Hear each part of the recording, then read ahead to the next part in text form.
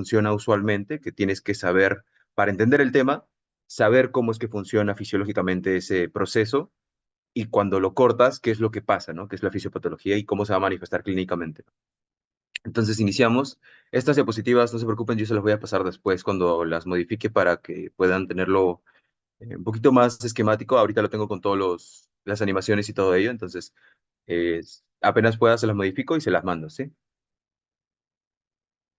A ver, listo.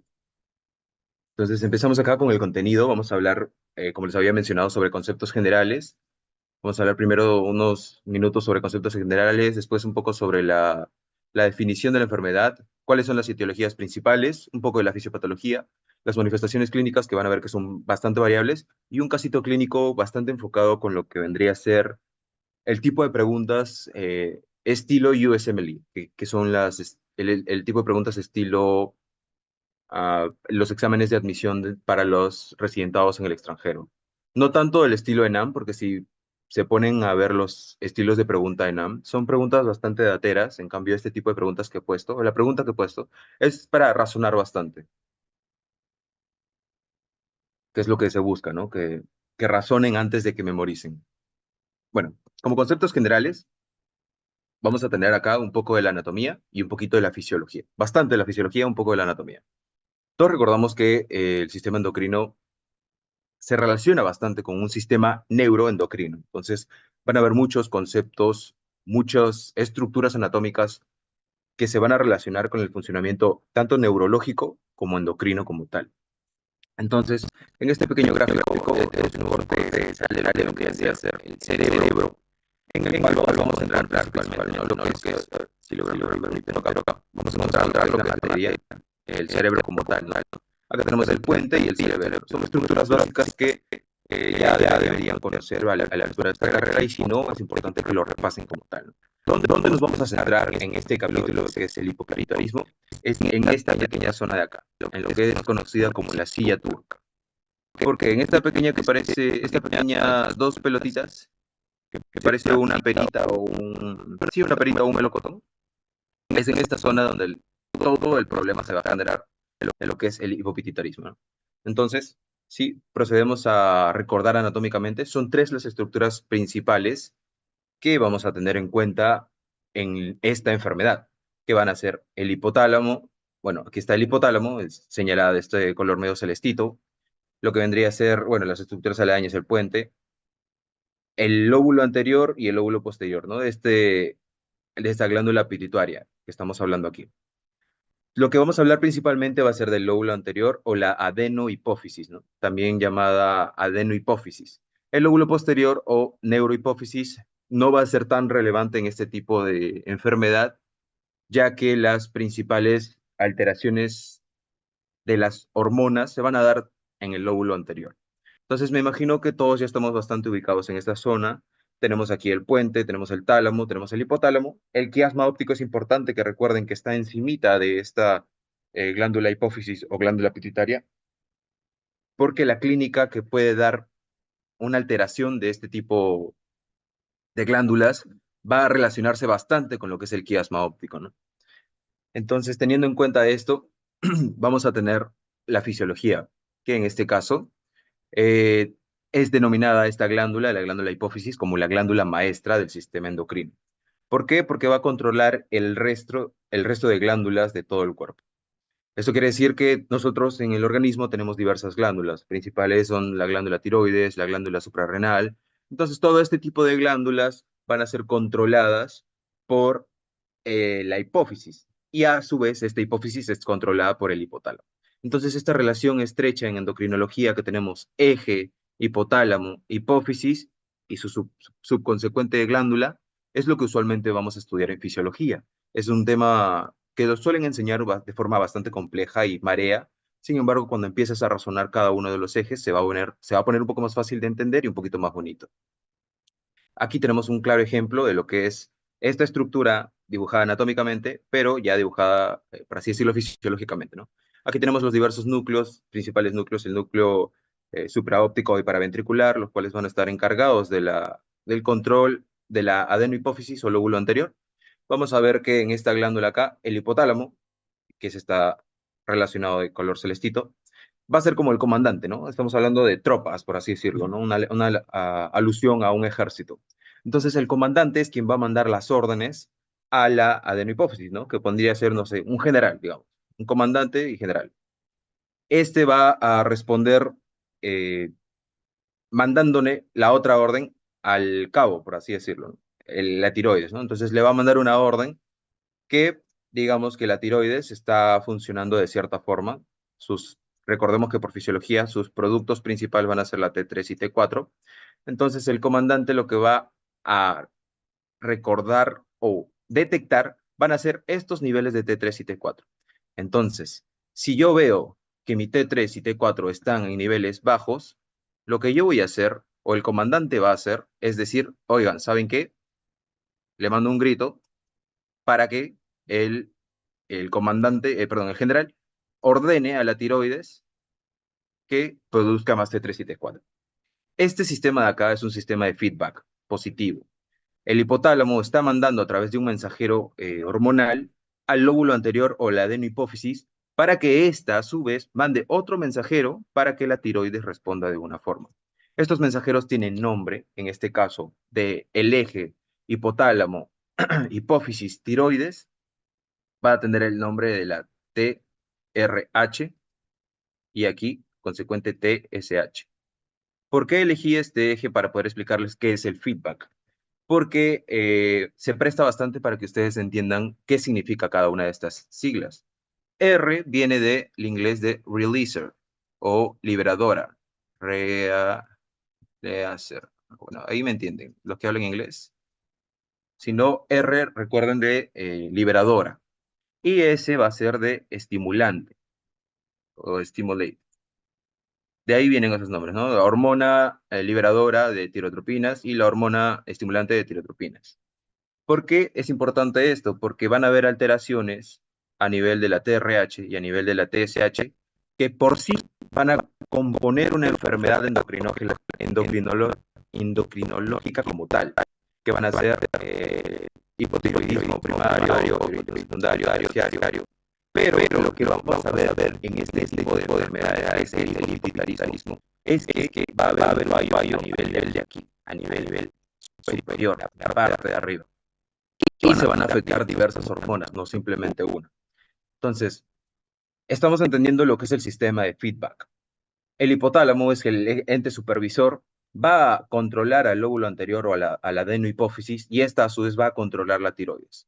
¿Qué pasa si es que yo como hipotálamo mando una orden, mando mucho TRH, estoy elevando demasiado el TRH, va a elevar consecuentemente la TSH y a su vez voy a elevar mucho los niveles de T3 y T4. Entonces, ¿qué es lo que estoy haciendo? Estoy cometiendo un error como hipotálamo al elevar mucho estos valores de T3 y T4.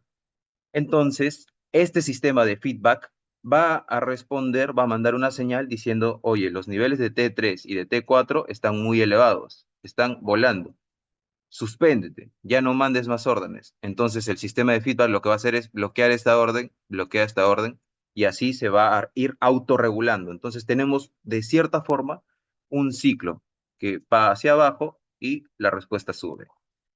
Esto es un poquito más fácil de entender, o bueno, un poquito más esquemático de entender de esta forma, que es como nos presentan usualmente los libros, que tenemos aquí la TRH, que estimula de forma positiva a la TSH. Aquí tenemos al hipotálamo, tenemos aquí al lóbulo anterior o a la hipófisis, adenohipófisis, tenemos a la tiroides y tenemos a su efecto como tal, ¿no? Su trabajo que está cumpliendo. La TRH, permítame cambiar de color. La TRH va a estimular positivamente a la TSH, la cual va a estimular positivamente a la glándula tiroides y la cual va a estimularse y producir T3 y T4. Esto es lo que va a pasar, ¿no? Positivamente. Este es el feedback positivo y feedback negativo. ¿Qué pasa si es que, como les había mencionado, el hipotálamo y la glándula adenohipófisis detectan que existe mucho nivel de T3 y T4? Van a bloquear estos dos productos, ¿no? Esta flechita que vemos aquí, este negativo, es que está bloqueando tanto a la TSH como la TRH. Entonces, me parece bastante importante que para endocrinología entiendan todo este proceso de feedback positivo y feedback negativo. Estos son denominados ejes o axis en inglés, ¿no? Van a haber diversos ejes que vamos a explicarlos poco a poco para que me puedan entender después cuáles van a ser las manifestaciones fisiopatológicas y clínicas de la alteración de cada uno de ellos, ¿no? Que va a ser lo más importante del tema. Entonces, continuamos con fisiología, como me pueden observar aquí. Tenemos un poco acá lo que es el lóbulo anterior, ¿no? Recordemos que existen dos lóbulos para anatomía, el lóbulo anterior y el lóbulo posterior. Ahorita nos vamos a centrar en el lóbulo anterior, ya que suele ser el que más manifestaciones clínicas produce, mientras que el lóbulo posterior, al tener una producción de solamente dos hormonas, no va a generar tanta repercusión clínica como este lóbulo, ¿no? Las glándulas que están relacionadas con el lóbulo anterior va a ser la glándula tiroides, la corteza o glándula suprarrenal, tenemos aquí también al páncreas, al ovario, en el caso de las mujeres, y testículos en el caso de los hombres, y también la glándula mamaria. Entonces, diversas hormonas van a ser dirigidas hacia cada una de estas glándulas para poder mantener ese eje, como les había mencionado. Entonces, tenemos acá al hipotálamo, hipófisis y su respectivo eje, ¿no? Y estos van a ser la conformación de los ejes. Eje hipotálamo, hipófisis, tiroides. Eje hipotálamo, hipófisis, suprarrenal o corteza. Eje hipotálamo, hipófisis, ovario. Entonces, ahí es donde se empiezan a formar los ejes que tenemos que entender cada uno de ellos para poder comprender razonar la clínica que se va a presentar, ¿no? Permítanme un segundito. Aquí estamos. ¿Hasta ahí está todo claro? ¿Hay alguna duda? En caso hay alguna duda, siéntanse libres de levantar la manito y paramos para volver a explicar, ¿no? Lo importante es que les quede claro a todos. Ya, aquí está. Empezamos con la glándula tiroides, que era la que estábamos explicando. ¿Cómo va a ser estimulada por el lóbulo anterior o la adenohipófisis? Por la TSH, ¿no? Lo que ya les había mencionado. O la tirotropina. ¿Cómo vamos a estimular con otra hormona que produce, es liberada por el lóbulo anterior? Va a ser la hormona de crecimiento. Otra hormona, bueno, esta va a encargarse de, conforme a otras hormonas, conjuntamente a otras hormonas, aumentar los niveles de glucosa. Vamos a explicar eso un poquito mejor más adelante, pero es importante que tengan en presente, ¿no? Que el lóbulo anterior está actuando tanto a través de la TSH en la glándula tiroides, a través de la hormona de crecimiento a nivel metabólico general, a través de la hormona corticotropina, va a actuar sobre la corteza suprarrenal. Esto es muy importante ya que una crisis adrenal podría llevar a complicaciones bastante severas en el paciente. Tenemos también aquí bueno, aquí está, al folículo estimulante o el FSH. Tenemos el eje, ¿no? Hipotálamo, hipófisis, ovario, a través del folículo estimulante y también de la hormona leutinizante, ¿no? Si se recuerdan bastante, estas dos hormonas están relacionadas con el control del ciclo de la mujer, entonces va a haber una relación estrecha en ese aspecto, ¿no? Quiero que tengan presente ese punto porque más adelante lo vamos a tocar. El lóbulo anterior o adenohipófisis, a través de la prolactina, vamos a ver que va a tener una actuación en lo que es la glándula mamaria. Regresemos un segundito aquí en los aumentos de niveles de glucosa. Esto se da a través de la hormona de crecimiento y la hormona corticotropina, que va a liberar aquí las hormonas de la corteza adrenal. Esto está en inglés, es adrenal cortical hormones, las cuales van a actuar conjuntamente para principalmente elevar los niveles de glucosa. ¿Por qué es importante esto? Porque estos niveles de glucosa van a permitir que el organismo pueda funcionar de forma correcta. ¿Qué quiere decir? Van a permitir que el organismo tenga la materia prima necesaria para poder activar todos los metabolismos o procesos bioquímicos para la producción de proteínas, de lípidos y todo lo que requiera para poder seguir creciendo y mantener la homeostasis como tal. Entonces esto va a actuar o va a promover la secreción de insulina para poder contrarregular estos niveles de glucosa. No queremos que se eleve mucho y esto va a actuar finalmente sobre el páncreas. Esta es una forma esquemática de ver cómo van a producirse los ejes y en este lado vamos a tener la acción, cómo es que exactamente van a pasar. Tenemos en este lado las hormonas liberadas por el hipotálamo, aquí marcado. Tenemos también las hormonas liberadas por la hipófisis o la glándula pituitaria. Tenemos el objetivo que va a tener y y cuáles van a ser los efectos, ¿no? Entendamos objetivo como el lugar donde va a actuar y el efecto como qué es lo que particularmente va a hacer esa hormona. Entonces, por este lado, recuerden que tenemos de forma esquemática todo el eje, no solo es la de hipófisis. Y por este lado tenemos ya un poco más textual, qué es lo que va a pasar como tal.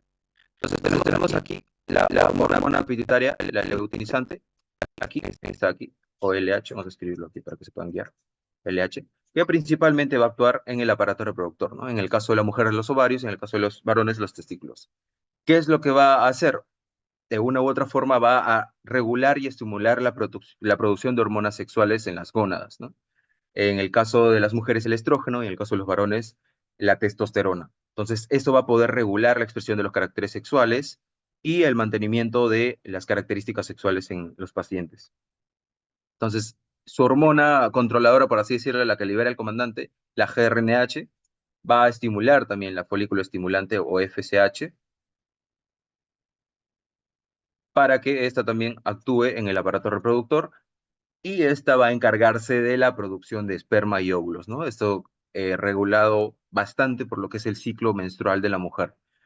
Recordemos que existe un gráfico, que hubiese sido bonito ponerlo, en el cual la FSH y la LH van a actuar de forma continua y alternándose una con la otra para poder regular el proceso o el ciclo de la mujer. Aquí tenemos la TRH, la releaser que les había mencionado, la TSH. Este es el eje de la tiroides, que va a actuar, ¿no?, en la glándula tiroides y lo que va a hacer es la estimulación de esta hormona tiroidea. Esta hormona tiroidea, por fisiología, recordemos que va a ser la que regula el metabolismo, ¿no? Va elevando el metabolismo basal y estimulando la producción, perdón, el consumo de energía. Este eje se va a alterar en lo que es la patología hipotiroidismo o hipertiroidismo como tal. Recordemos ello. En lo que respecta a la prolactina, que es esta acá, la PLR, aquí, PLR, y esta es la TSH que ya está marcada acá. La PLR va a actuar sobre la glándula mamaria, ¿para qué? Para promover la estimulación o la producción de leche como tal. Entonces tenemos la PRL o prolactina en la glándula mamaria. Y por último, ya para pasar un poco más a lo que es el tema por sí, tenemos acá la GH o la hormona de crecimiento, Growth Hormone, la cual va a actuar en diversos lugares, principalmente en hígado, huesos y músculos, para poder establecer un factor de crecimiento que recordamos por fisiología, que es el insulin-like growth factor.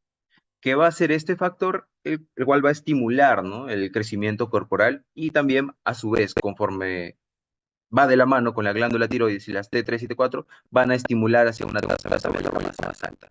Esto recordemos que es un pequeño repaso de lo que es la fisiología, ya que si me pusiese a hacer una clase de fisiología como tal, tardaríamos mucho más de lo necesario, por así decirlo, ¿no? Entonces, si hay algunos puntitos que no les queda muy claro, pueden mencionarlo en el chat, y si hay algunas cosas que de por sí no recuerdan para nada, sería bueno que lo repasen después de esta clase, porque es importante que lo sepan. Aquí en la ACTH o la ACH o ACTH, las hormonas liberadas por la corteza suprarrenal, vamos a ver que van a actuar en las glándulas suprarrenales y van a inducir, ¿no?, la producción de glucocorticoides. Estas a su vez van a regular el metabolismo y las respuestas al estrés, que vamos a ver más adelante por qué son tan importantes para el mantenimiento de la vida. Entonces, esto es en lo que respecta a la fisiología como tal. Antes de pasar a lo demás, ¿hay alguna pregunta o alguna duda?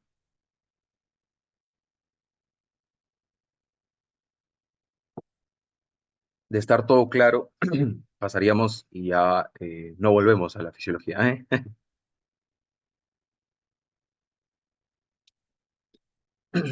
Listo, entonces pasamos ya a lo que es la enfermedad como tal, ¿no? En este caso vamos a hablar de un poco de la definición y cuáles van a ser las principales etiologías de la enfermedad. Hemos hablado ya de cómo funciona como tal la glándula, ¿no? Estos diversos ejes que tiene la glándula van a verse alterados al producir de una u otra forma una disminución de estas hormonas que componen estos ejes, o al netamente bloquear estas hormonas. Es decir, algo pasa con la glándula que ocasiona que de la nada, de un momento para otro o de forma crónica, pueda interrumpirse esa producción de las hormonas.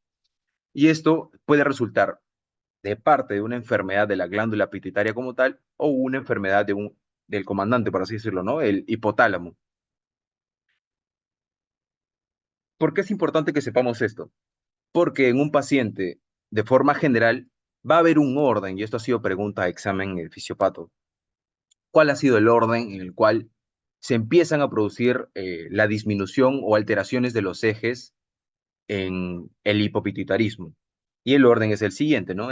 Primero empieza a alterarse la hormona de crecimiento. Después empiezan a alterarse las hormonas, la FSH y la LH. Después las hormonas producidas por las tirotropas, me olvidé decirles que así se denominan los grupos de células que producen, es un poco de histología. Tenemos acá las corticotropas, las tirotropas, las adrenocorticotropas y las lactotropas. Entonces, el orden que se está produciendo es GH, FSH, LH, luego tenemos la TSH, ACTH y PRL, ¿no? Una pequeña mnemotecnia que encontré revisando los libros en inglés es el Go Find the Adenoma Prick, que, bueno, esto significa como un insulto, que no es tan importante que lo sepan, pero quienes manejan inglés saben que más o menos hace alusión a que encuentres un tumor, ¿no? Cuando veamos etiologías vamos a ver que el adenoma está bastante relacionado con esta enfermedad y es una mnemotecnia que me gustaría compartirlas para que no se olviden, ¿no? GFTAP, que es el orden en el cual se alteran las hormonas y ha sido pregunta de examen, así que no dudo que los vuelvan a preguntar. Entonces, dentro de las etiologías, como ya les mencioné, tenemos masas o tumores que puedan estar afectando el, la glándula como tal, ¿no? Si regresamos un segundito a la anatomía, por aquí, ¿qué pasa si es que en esta zona de aquí, permítanme, en esta zona de acá, empieza a crecer un tumorcito? De una u otra forma, este tumorcito, si sigue creciendo, lo que va a hacer es comprimir toda la zona aledaña y empezar a, por así decirlo, dificultar que las células encargadas de producir las hormonas, ya sea la TSH, la LH, la FSH, empiecen a disminuir gradualmente. Al ser un crecimiento de tumor bastante lento, volvemos al gráfico en el que nos quedamos, aquí, al ser un crecimiento bastante lento, va a seguir este orden, ¿no? GH, FSH, TSH, ACTH y prolactina, ¿no? ¿Cuáles van a ser los tumores o tipos de tumores que se suelen presentar? En este caso va a ser principalmente los adenomas, ¿no? Adenomas no secretores. Ahorita no es tan importante que empiecen a diferenciar los tipos de tumor como tal, sino que sepan que los adenomas y principalmente los macroadenomas de la hipófisis, ¿no?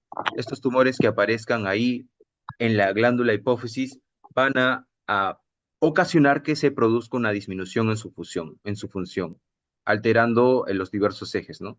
También están los meningiomas, que son tumores derivados de la meninge, y los craneofaringiomas, ¿no? Tumores derivados de la bolsa de Rathke. Ahora no es importante que memoricen todo esto y que sepan cuál es cada uno de ellos. Lo importante es que sepan que existe una causa por tumores que va a ocasionar que se presente sintomatología que vamos a ver más adelante, ¿no? Estos tumores van a comprimir la glándula y la compresión de esta glándula lo que va a hacer es ocasionar que se disminuya la secreción de hormonas. Entonces, eso es el punto importante que tienen que saber, ¿no? No es tan importante que sepan cuál es cada uno de los tumores, al menos por ahora, ¿no? Que recién están entrando al curso. Cuáles son cada uno de los tumores. El principal tumor va a ser el macroadenoma no secretor. Es la causa más frecuente, creo que con alrededor del 70% de las etiologías de los hipopituitarismos. En este caso, vamos a tener que, bueno, este doctor, ¿no? Este doctor, su tratamiento va a ser la eh, extirpación quirúrgica, ¿no? A través de neurocirugías. Una de las causas que voy a mencionar aquí también es cuando existen este tipo de tumores, macroadenomas, y el cirujano va a entrar a operar y lo que va a hacer es, de una u otra forma, dañar a la glándula hipófisis, ¿no? Entonces teníamos una causa principal que era que el tumor estaba comprimiendo la glándula hipófisis, entra el neurocirujano, empieza a quitar el tumor y de una u otra forma daña la glándula hipófisis, ¿no? Entonces ya se vuelve un hipopituitarismo irreversible o no reversible. Bueno, también una de las causas que puede ocasionar que se presenten alteraciones van a ser las infecciones, ¿no?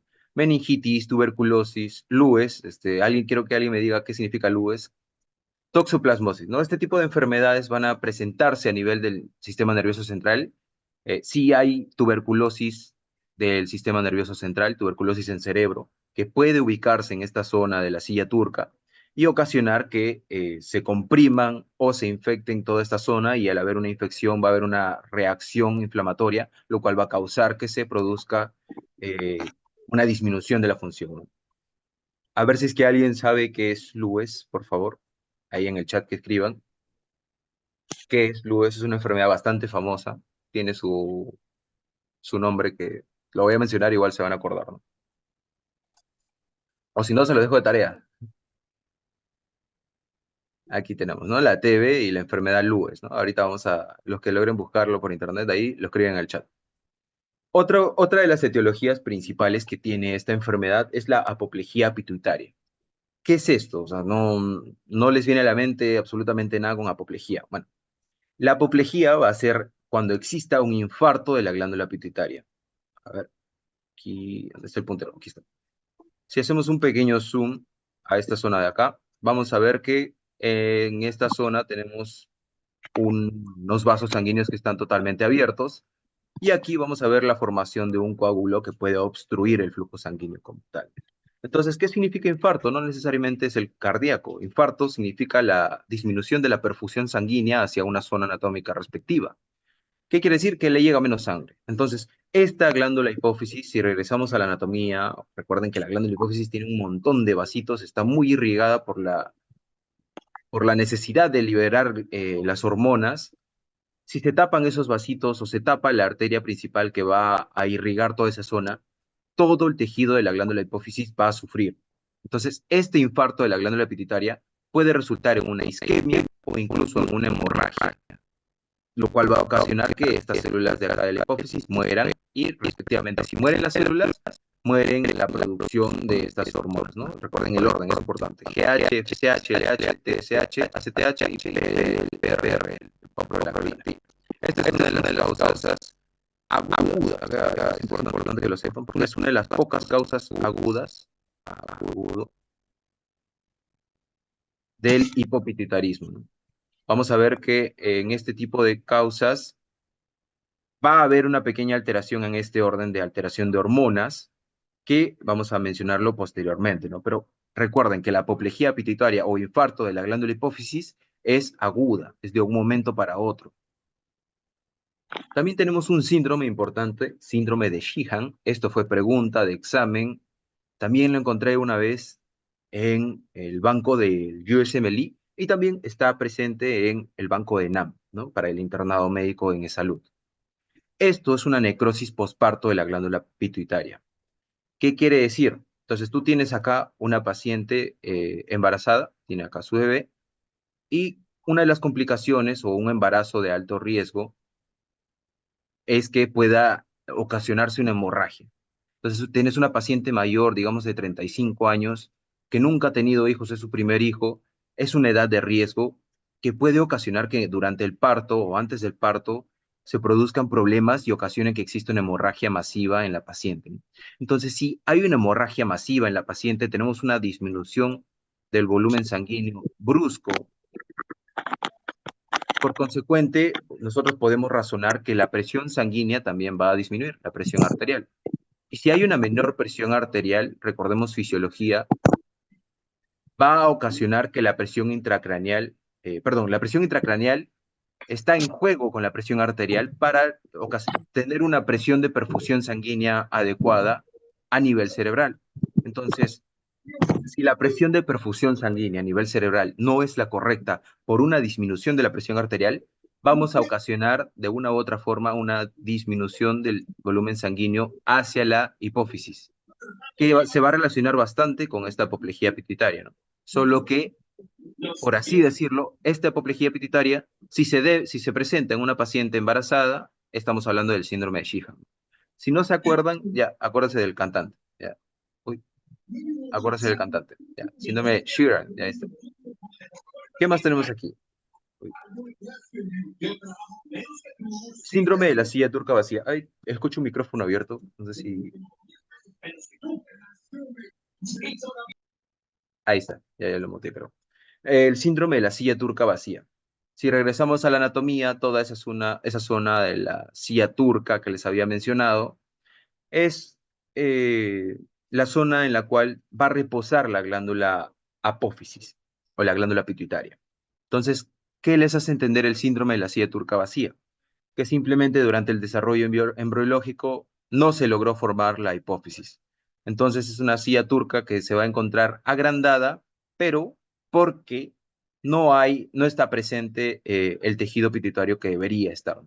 Esta es una descripción radiológica y no suele ser una condición clínica como tal, ya que de una u otra forma va a compensar el organismo esa ausencia de la glándula a través de mecanismos que, bueno, no están importante mencionarlo ahora, solamente quiero que sepan que existe un síndrome en el cual la glándula hipófisis va a estar o inexistente o va a estar de muy reducido tamaño, pero este pequeño tamaño va a compensar esta producción de hormonas.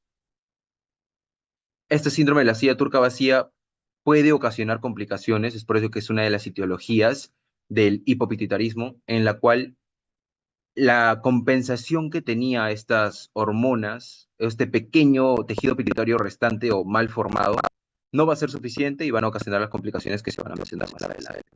Y también tenemos etiologías congénitas como tal, que dentro de ellas van a haber principalmente las deficiencias que estas hormonas hipotalatas. Todas las hormonas, cuando congénitamente o genéticamente existe una alteración que evita o no permite que se produzcan, van a producirse diversos síndromes, ¿no? O enfermedades, ¿no? Como tenemos el síndrome de Kallmann o el síndrome de Prader-Willi.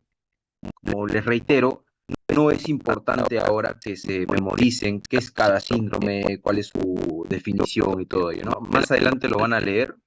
Si están interesados en ello, pueden leerlo, pero es importante principalmente que sepan que existen causas congénitas, ¿no? Que van a ser diversos síndromes que después van a memorizar entendiendo qué es cada uno. Y aquí tenemos haciéndose demorar la animación. Listo, aquí. En casos de lesión aguda, como es la apoplejía pituitaria, en lo que respecta a un adenoma hipofisiario, van a haber alteraciones de diferente orden, ¿no? Ya no va a ser GH, FSH, TSH, CTH y PRL, sino lo que va a pasar es que primero se va a alterar las corticotropas, ¿no? Las hormonas adenocorticotropas. Luego tenemos las hormonas leutinizantes y estimulantes y luego tenemos la TSH. ¿Por qué es importante que se sepa esto de acá? Céntrense conmigo aquí. Estamos acá. ACTH, FSH y TSH. Es importante que en estos casos de apoplejía pituitaria, que van a ser agudos, se sepa este orden, porque esto es lo que puede matar a un paciente, por así decirlo, ¿no? O complicar tanto a un paciente que pueda entrar en un shock y pueda ser requeritorio de un manejo en UCI.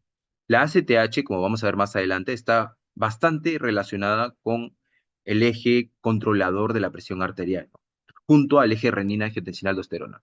Entonces, si no controlamos o no reponemos esta interrupción aguda, lo que va a hacer es que la presión arterial del paciente disminuya rápidamente y bueno, conforme pase también la TSH, un menor metabolismo y una presión arterial disminuida, van a ocasionar que el paciente se complique. Aquí dice apoplejía en adenoma hipofisiario porque en estos pacientes que tienen una apoplejía pituitaria, usualmente suelen tener un adenoma o un tumor que no está comprometiendo tanto a la glándula, por eso no hay una manifestación clínica. Sin embargo, la demanda sanguínea que el tumor está teniendo ocasiona que la glándula pituitaria no pueda recibir la suficiente sangre.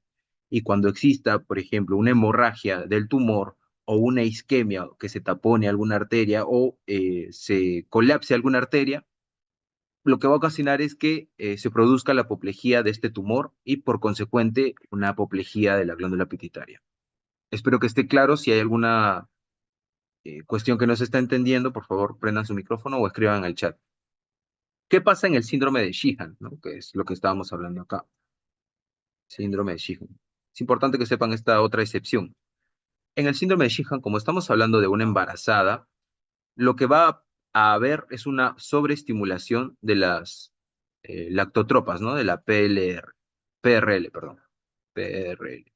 Las hormonas productoras de prolactina. las células productoras de prolactina.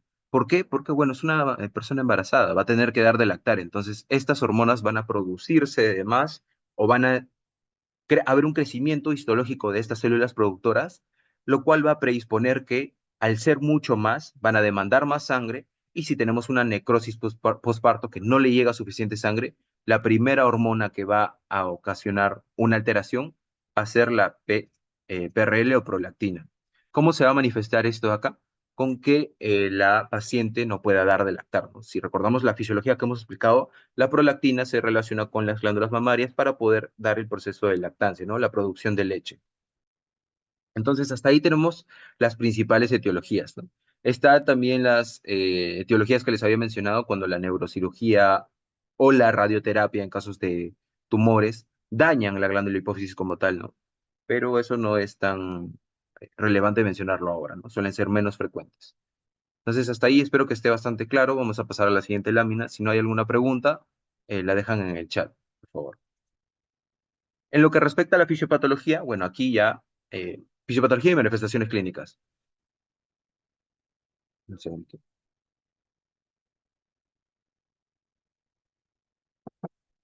Listo, aquí en la fisiopatología, lo que tenemos es este principal dato, ¿no?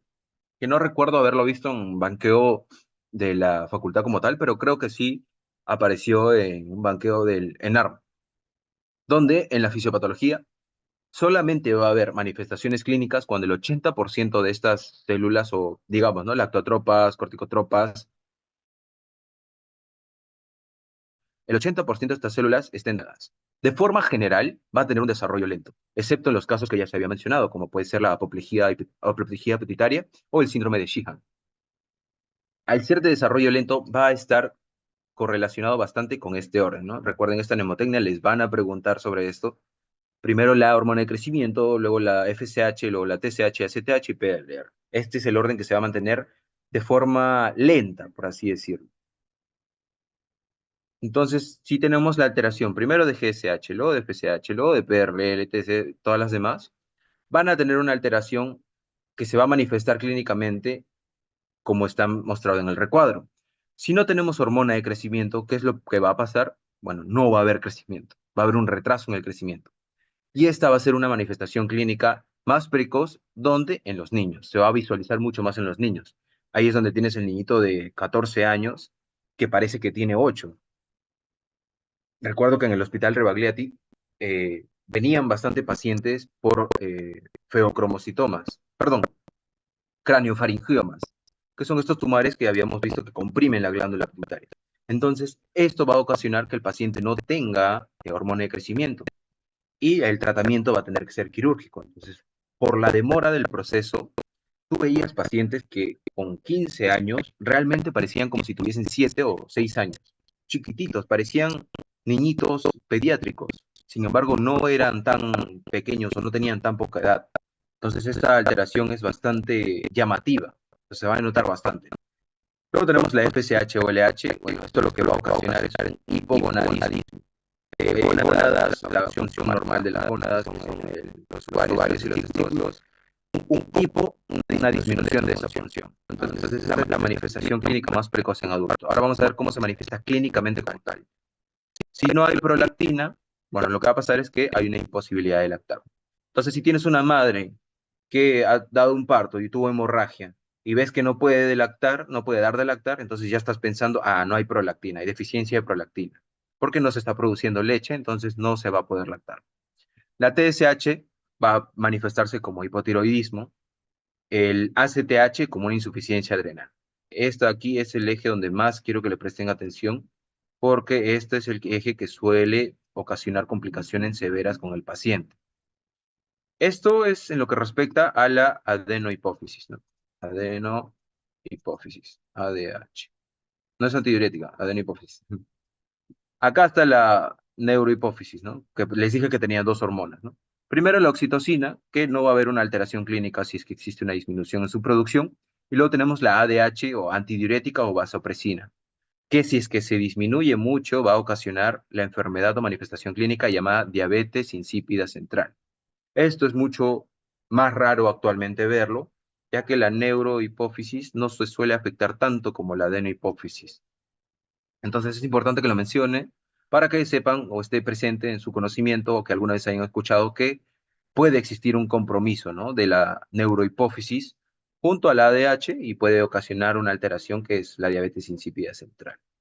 Si se alteran todas estas hormonas, tanto la ADH como tanto las adenohipófisis, las hormonas adenohipofisiarias y las neurohipofisiarias, lo que va a llamarse es un panhipopituitarismo. Pan, así como el pan, hipopituitarismo. ¿Qué significa pan? Todo. ¿Por qué les menciono esto? Porque mi profesor de práctica de fisiopatología nos mandó un caso clínico que resultó ser un panhipopituitarismo. Y nosotros diciendo que era un síndrome de Sheehan y todo ello, no, era un panhipopituitarismo, que tiene sus causas respectivas, pero es importante que lo sepan.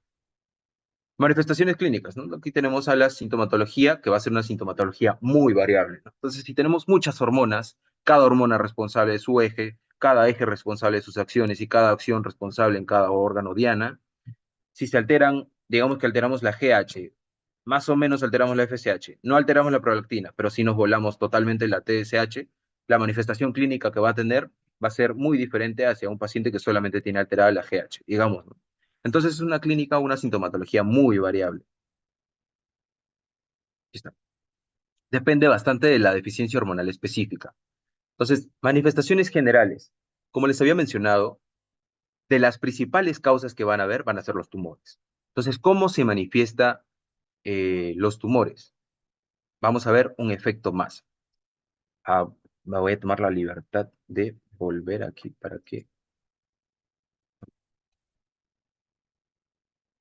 de volver acá para que me puedan entender mejor. Aquí. El efecto masa, ¿qué significa? Que nosotros tenemos el cerebro dentro de lo que vendría a ser la bóveda craneana. Todo esto acá es la bóveda craneana. Entonces, esta bóveda craneana va a actuar como tal, como una bóveda, como una cavidad que no se puede expandir. Estamos hablando del cráneo, no se puede expandir. Entonces, por leyes de manejo de presiones, vamos a ver que está regulado principalmente la presión intracraneal, que si recuerdan por fisiología, por la masa del cerebro. Tenemos aquí la masa cerebral, tenemos la presión hidrostática o la presión del líquido cefalorraquídeo, hidrostática no, perdón, la presión ejercida por el líquido cefalorraquídeo y la presión sanguínea o elegida, la presión por la sangre que está dentro de ello. Entonces, nosotros tenemos una masa cerebral predispuesta o bueno, ya establecida, que no varía, no tiene por qué variar. Incluso con la edad, la variación es mínima. Tenemos un líquido cefalorraquídeo que sí puede variar y un nivel de sangre que sí puede variar. Entonces, ¿qué es el efecto masa? Cuando nosotros aumentamos mucho esta masa cerebral, es decir, digamos que tengo un tumor, un macroadenoma, y empieza a hacer un efecto masa en esta zona, estoy aumentando la masa que está dentro de la bóveda craneana. Entonces va a haber una compensación con la disminución del líquido cefalorraquídeo y disminución de la sangre. Entonces, este juego de presiones es lo que se llama el efecto masa y va a tener sus manifestaciones clínicas correspondientes. Estábamos aquí. Manifestaciones clínicas correspondientes. ¿Cómo puede ser? Primero, cefalea, ¿no? Estos dolores de cabeza que va a presentar el paciente y también el defecto de campo visual. ¿Por qué? Porque ya les había explicado que dentro, o sea, tenemos aquí la silla turca, ¿no? Con la glándula adenohipófisis y la neurohipófisis, parece una perita ahí, y aquí teníamos el quiasma óptico o el quiasma óptico, ahí está. Entonces, si yo tengo aquí un tumor que está creciendo y está comprimiendo toda esta zona acá, tarde o temprano voy a comprimir lo que es el quiasma óptico, ¿no? Que es donde las fibras de la vía, de las vías ópticas se entrecruzan. Entonces voy a ocasionar un defecto en el campo visual, que puede presentarse como diplopía o una hemeropsia bitemporal. Es importante que sepan ahorita qué es esto, no tanto, esto lo van a ver más en neurología, pero es importante que sepan que si yo tengo un tumor en la silla turca, que está encima de la silla turca, está el quiasma óptico, si ese tumor crece mucho, lo que va a hacer es comprimir el quiasma óptico y va a ocasionar efectos del campo visual. En mi anopsia temporal, acá les voy a poner una imagen más adelante, para que puedan ver cómo es que el paciente va a ver como tal. En lo que nos respecta a la deficiencia de FSH y LH, al ser hormonas que actúan en las gónadas, ¿qué es lo que nos van a tener?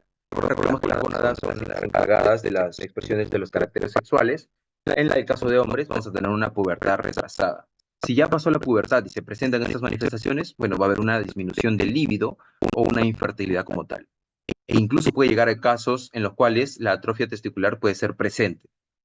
Estas hormonas como la testosterona vamos a ver que están relacionadas con la producción de vello corporal. Entonces, si nosotros nos volamos todo ese eje y ya no están produciéndose las hormonas gonadales de forma adecuada, vamos a ver que también puede haber una disminución de vello corporal.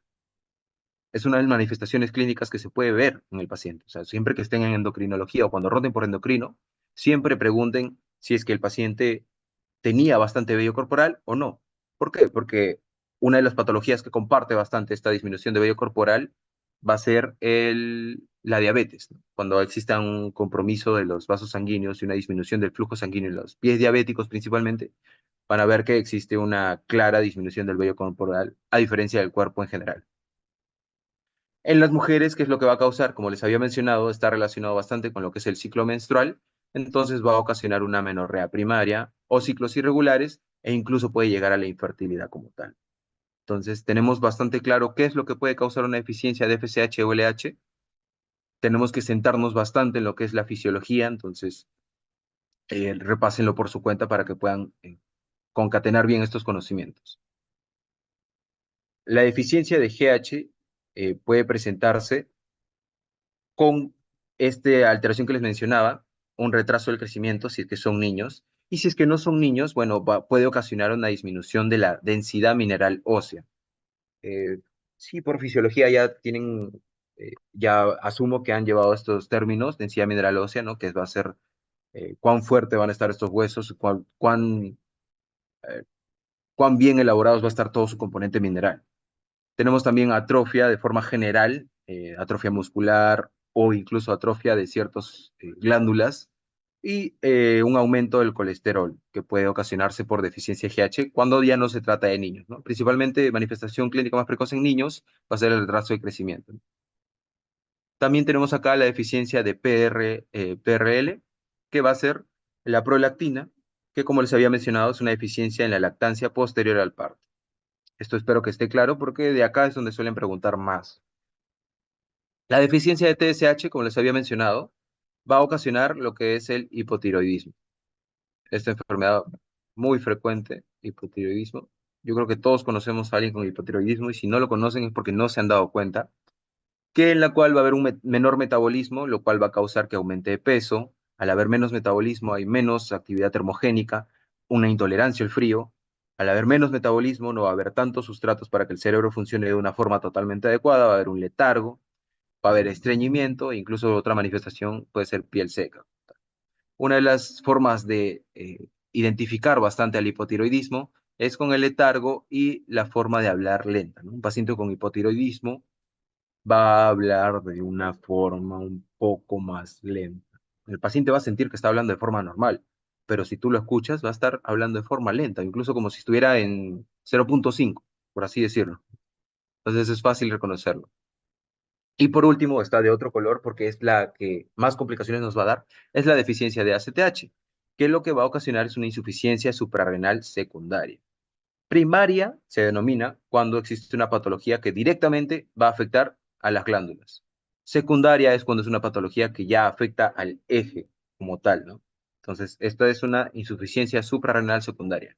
¿Cómo se va a manifestar clínicamente con el paciente? Ahorita lo vamos a ver en el casito que vamos a exponer. Entonces, eh, un segundito. Hay gente, creo que está, para que estén entrando. Listo, ¿no? Entonces, vamos a pasar ya a lo que vendría a ser el casito como tal, ¿no? Para concluir con el hipopituitarismo.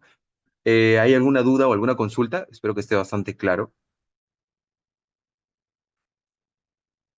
Aquí está. Bueno, acá tenemos esta pregunta.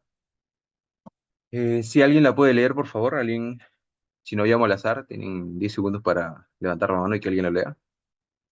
Y que me diga también qué es lo que más le llama la atención. Si no, voy a llamar a alguien al azar. Algún voluntario, por favor.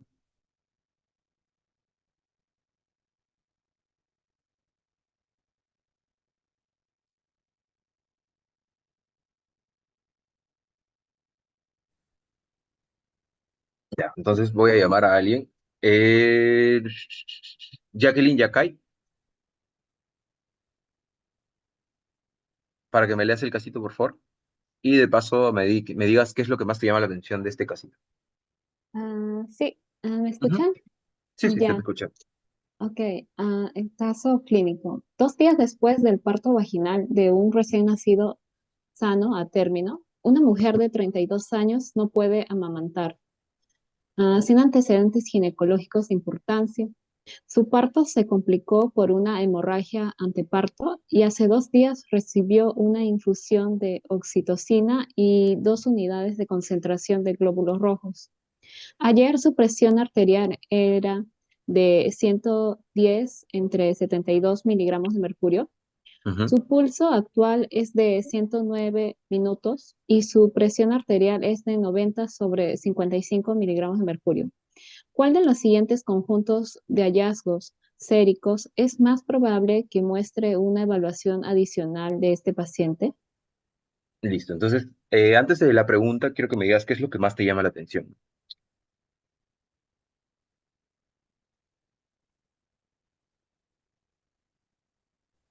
Bueno, su presión arterial. Ya, la actual, ¿no? Que está en una presión arterial de 90,55. Ajá, sí. Ya, ¿por qué te llama eso la atención? Porque no se encuentra en los rangos establecidos como normal. Claro, está una paciente, ¿cómo se denomina ello? Bueno, tiene niveles un poco bajos, ahorita no me acuerdo el nombre. Claro, ajá, está hipotensa, ¿no? Está hipotensa, hipotensa la paciente. Después, ¿qué más te llama la atención?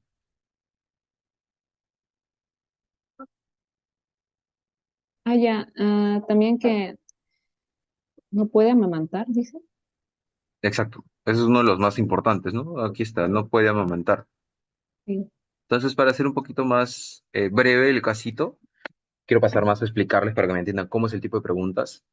Tenemos a una mujer, ¿no? Ustedes siempre tienen que tomar en cuenta que o es una mujer o es un hombre, ¿no? Porque van a haber patologías restringidas, bueno, no restringidas, sino más prevalentes en mujeres y otras patologías más prevalentes en hombres.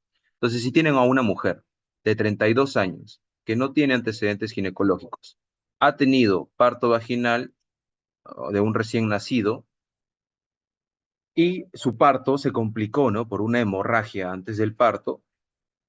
¿Qué estamos hablando? No sé si alguien se puede atrever a darme el diagnóstico porque está más que claro con las etiologías que les he comentado anteriormente. Era un síndrome, no sé si alguien se acuerda.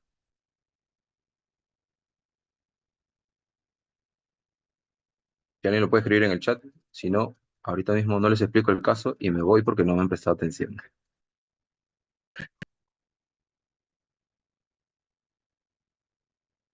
Chicos, alguien que se lance. No voy a pasar hasta que alguien escriba. Así me pongan tumor, vale.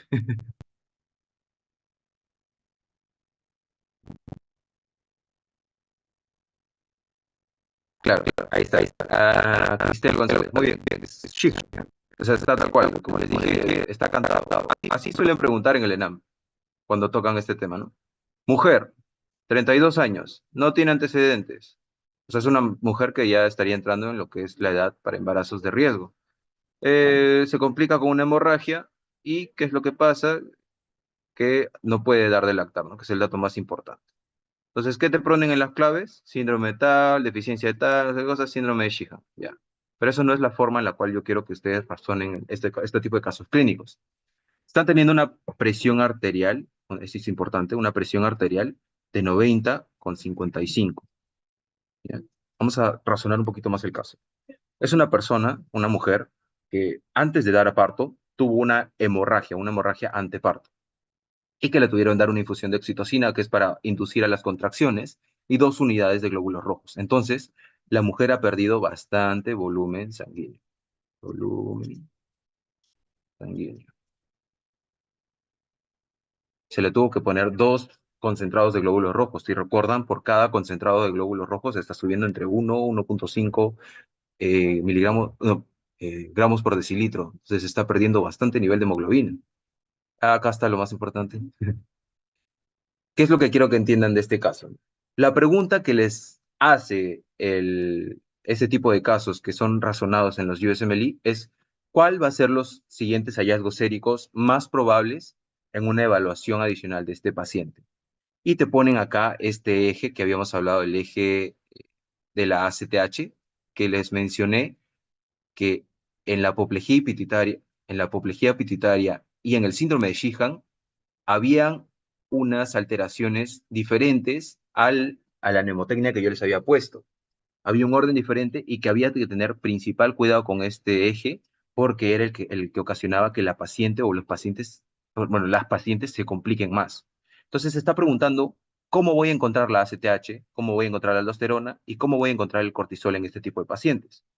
Entonces no es una pregunta tan directa como que, ok, ¿qué síndrome es este? Es una pregunta para que razones. Y te voy a explicar por qué la clave va a ser una de estas.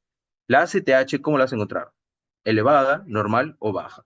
La aldosterona, baja, alta, normal o alta. Bueno, las claves, ¿no? El cortisol, ¿cómo va a estar? ¿Va a estar bajo, va a estar normal o va a estar elevado? Y ahorita vamos a explicarlo. Nosotros, como respuesta al estrés, en el eje del cortisol, este es el eje de la ACTH, ¿sí?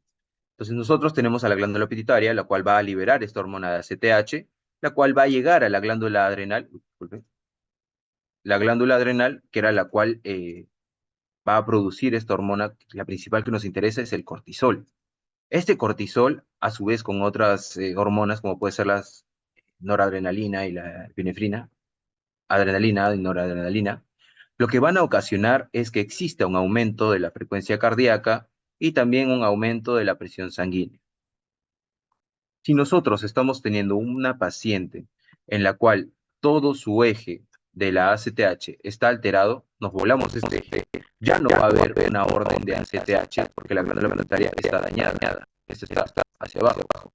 Ya no va a haber una respuesta de la glándula adrenal, ya no va a haber una liberación de cortisol, lo cual va a ocasionar que no exista eje regulador de la presión sanguínea. Y como habíamos recordado, la paciente que tenía una presión arterial de 90, si mal no recuerdo, 90 sobre 55, de por sí ya está con una presión arterial baja.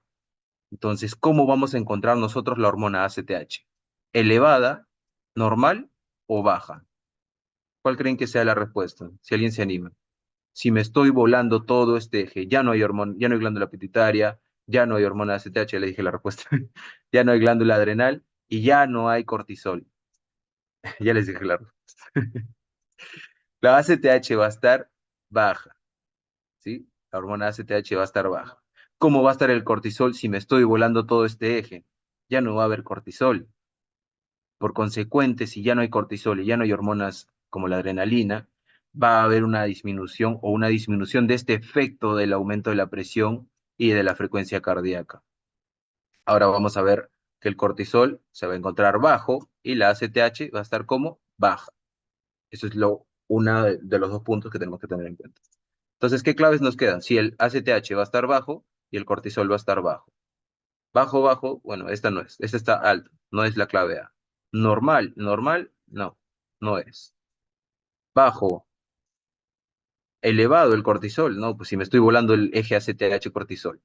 Alto, elevado, elevado, no es la clave. Bajo, bajo, ya puede ser esta la clave. Bajo, bajo, puede ser esta la clave. ¿Y la aldosterona qué papel cumple acá? O sea, ¿por qué ponen la aldosterona? ¿Puede estar elevada o puede estar disminuida? Ahora vamos a ver por qué se pone la aldosterona en este proceso. Aquí, ¿qué es lo que pasa si recuerdan el eje renina, angiotensina, aldosterona? ¿Recuerdan por fisiología este eje? Espero que sí, si no hay que repasarlo. Este eje va a estar encargado de lo que es la producción o el mantenimiento de la presión arterial. ¿Cómo funciona el eje de forma sucinta? Cuando llega una hipoperfusión renal, esto quiere decir que el riñoncito, este riñoncito feo con su glándula suprarrenal, detecta que le está llegando menos sangre, menos volumen sanguíneo. Esto lo traduce como, ok, hay una menor presión arterial. Voy a activar mi eje estrella, mi eje renina-angiotensina-aldosterona. ¿Cómo va a activar este eje? Mediante su nombre, la producción de renina. Esta renina va a ser una renina activa, va a ocasionar que el angiotensinógeno pase a angiotensina y esta a su vez pase a producción de aldosterona, eje renina-angiotensina-aldosterona.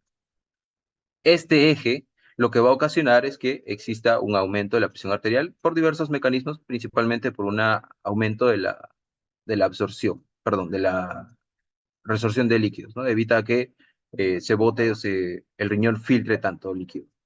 Entonces, si estamos elevando la presión arterial por este lado, no va a ser suficiente por la crisis adrenal que está presentando el paciente, pero yo estoy activando bastante este eje. ¿Cómo va a estar todos sus componentes? Va a haber un aumento de renina, va a haber un aumento de angiotensina y va a haber un aumento de aldosterona. ¿Hasta ahí está claro? Entonces, este es el punto que estamos hablando acá. La aldosterona, ¿cómo va a estar? En un paciente con la presión arterial baja, hacia abajo su presión arterial. ¿Cómo va a estar su aldosterona? Elevada, porque está intentando compensar esa presión arterial. Entonces, es aquí la respuesta. La respuesta que era la aldosterona va a estar elevada, y la ACTH y el cortisol van a estar disminuidos. Este tipo de preguntas son las preguntas que ustedes deberían principalmente intentar resolverlas, ¿no? ¿Por qué? Porque si se dan cuenta, para poder responder este tipo de preguntas, ¿a qué te tienes que remontar? A la fisiología del eje corticotropo, a la fisiología del sistema renina-angiotensina-aldosterona, y cómo ambos se van a relacionar con lo que es la clínica del síndrome de Sheehan. Entonces, estás concatenando bastantes conocimientos, que es lo que nosotros en ASFIS queremos que ustedes hagan, ¿no? El clinical research. Entonces, espero les haya quedado bastante claro. Sé que es un tema bastante denso, por así decirlo, pero estamos aquí para ayudarlos, ¿no? Y ya sería todo por mi parte. Continuamos con la exposición de ictus por parte del compañero Gerardo Luna. Si hay alguna duda o consulta, algo que no les haya quedado claro, pueden escribirlo en el chat y si no hay tiempo para responderlo ahora, puedo responderlo más adelante, ¿no?